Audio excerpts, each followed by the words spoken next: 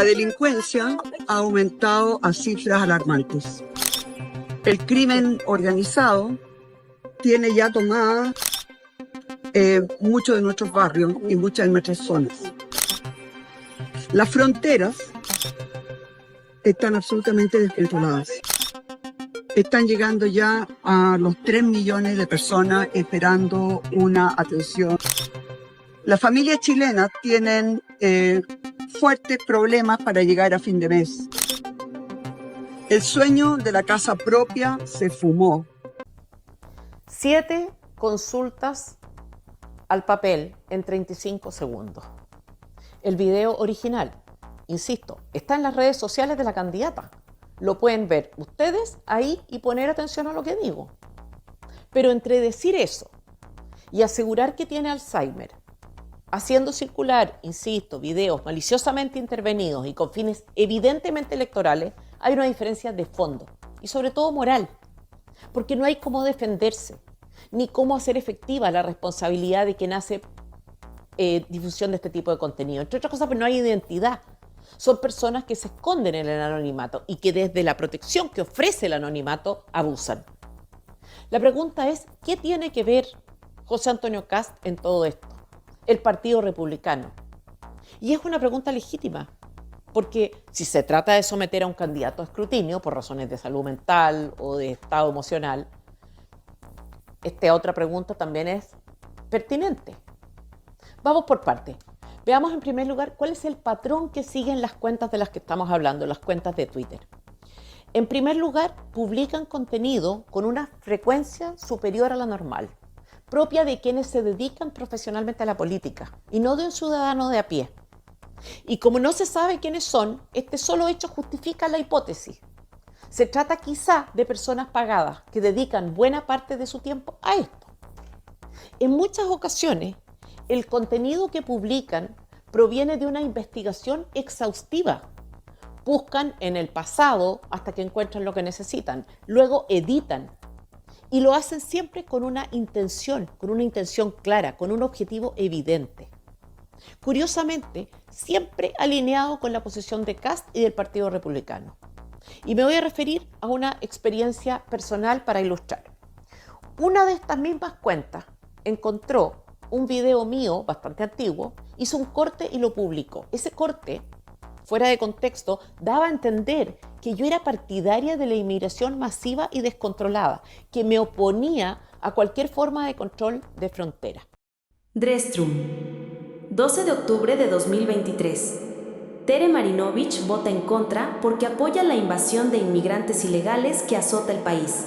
Pase y vea. Insisto, esto completamente fuera de contexto, como es evidente para cualquier persona que haya seguido mi trayectoria. Como decía, hacer esto exigía revisar una cantidad muy relevante de material, porque yo grabo con bastante frecuencia, por lo menos una vez a la semana. ¿Y en qué momento viralizaron este video? Cuando mi posición por el en contra al segundo proceso constitucional era contraria a la posición del a favor que impulsaban Kast y Republicano. Cuando el camino divergió, empezó esta campaña. Pero la publicación de ese video tenía un sentido: defender la hipótesis de que yo me oponía al borrador constitucional porque ese texto garantizaba la protección de las fronteras y yo no creía relevante ni beneficiosa la protección de las fronteras. Pero fueron más allá de eso. Aseguraron que mi marido tenía un negocio montado de regularización de inmigrantes ilegales. La trayectoria de mi marido es bastante conocida, pero en fin, mentiras gratis desde el anonimato. La idea era que, por razones de interés económico relacionada a una actividad ilegal, yo me oponía al texto constitucional en cuestión.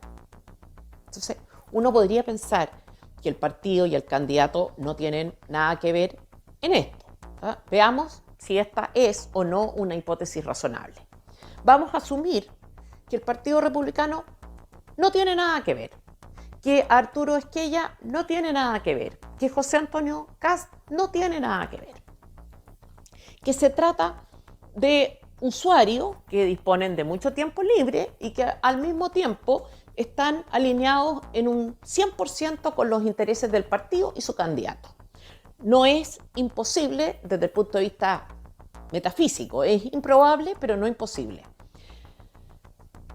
Pues bien, si es así, ¿qué hace una persona decente cuando ve que un tercero, en este caso un tuitero, sobrepasa límites morales mínimos, abusa, cuando ve que miente o difama en favor de sus intereses? ¿Qué se espera que haga un político con cuentas que operan con esta lógica y que lo favorecen? ¿Basta con que ese político diga, no somos nosotros? Porque acá hay algo que es claro. Hay dos formas de responsabilidad que uno puede asignarles en este contexto. La primera es la responsabilidad directa en este tipo de campaña, ya sea porque las impulsan, porque las financian, o la responsabilidad indirecta por la vía de la complicidad. Ellos dicen, y vamos a asumir que es cierto, que no son financistas de estas cuentas. Ok, insisto, asumamos que eso es verdad. No son ellos, pero ¿pueden hacer algo al respecto? Y acá viene una transición. Pueden, por ejemplo, hacer un llamado serio a sus adherentes para que bloqueen esas cuentas que originan este tipo de contenido, porque son sus adherentes los que replican el contenido que producen esas cuentas, no otros. Pesa sobre ellos, sobre el Partido Republicano, sobre su presidente, sobre su candidato, en el fondo, el deber de hacer algo para evitar este tipo de prácticas, o es suficiente con el lavado de manos.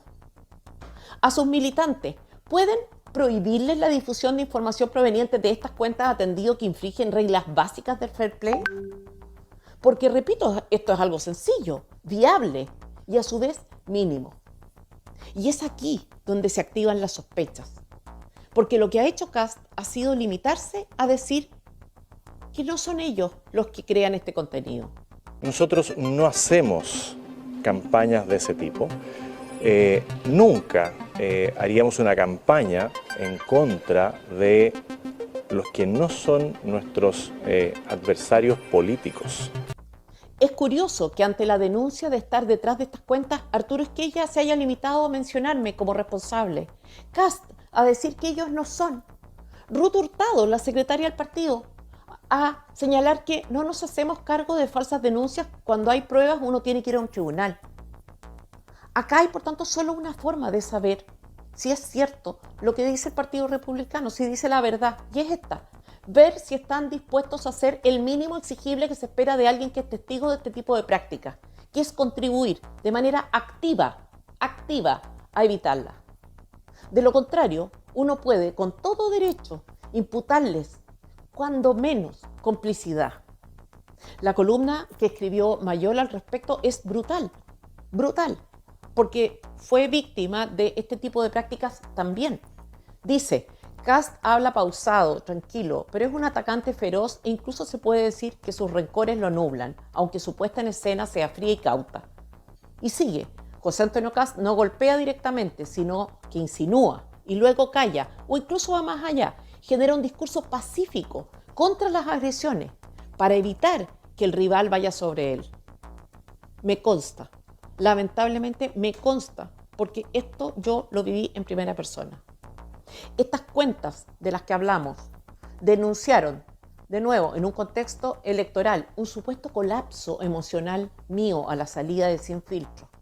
Drestrum, 28 de noviembre de 2023. Urgente. Teresa Marinovich, absolutamente descompensada en Sin Filtros.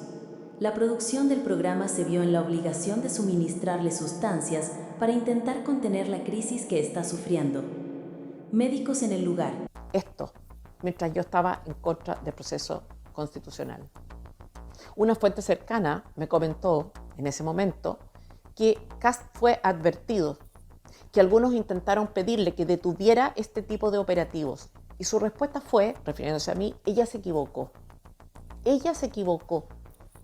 La equivocación, estar en contra del segundo proceso y del texto de izquierda que emanó y promocionó él, con la consagración de un Estado social de derecho, igualdad sustantiva, derechos colectivos indígenas, paridad incluido. Jamás dijo algo parecido a lo que difundía en esas cuentas, pero lo toleró pasivamente a su favor, por cierto. Es probablemente la puesta en práctica de un supuesto de fondo. Yo soy bueno, lo que quiero es bueno para Chile, por tanto no hay límites morales para mi conducta. Son las reglas del juego, las reglas del juego de la política. Hay más, me consta que el propio partido produjo videos en ese proceso que mentían, que daban por aprobada una norma que estaba en plena discusión. La mentira en ese caso no le era imputable a otros, sino que a él mismo, tanto por el origen del video como por la difusión que José Antonio Kast y el partido hicieron en sus propias redes de este tipo de videos. Por eso, sostengo que Evelyn Matei no está bien, pero con la misma fuerza con que aseguro que la conducta de José Antonio Kast es absolutamente inescrupulosa. Siempre defendí que no era extremista y todavía lo creo. No veo en la ideología que profesa nada que se pareja al extremismo. Pero lo que es capaz de hacer con quienes se lo oponen es extremo. Algunos se preguntarán por qué digo esto precisamente ahora. Es comprensible la aprensión, porque la candidata de izquierda, que pasará muy probablemente a segunda vuelta, es una militante del Partido Comunista, y si se trata de falta de escrúpulos, ella siempre va a ser la ganadora del concurso. Es más, enfrentada yo a una segunda vuelta, al deber de elegir, por ejemplo, entre ella y Kast, votaría evidentemente por Kast. Sin embargo, el pragmatismo es una cosa y promover la impunidad es otra. Este tipo de conductas de las que estamos hablando a propósito de las redes sociales, hay que detenerlas y el momento es ahora. Por tanto, a los electores que se preguntan qué hacer, les digo, esperar a ver si Kast está dispuesto a poner su liderazgo al servicio de terminar con la guerra sucia. De lo contrario, simplemente no es de fiar, no es creíble. Los invito a dejar sus comentarios en este video y hacerlo llegar a las personas que correspondan, porque no podemos esperar que mejore la política, que mejore nuestro país, si no partimos por nosotros mismos.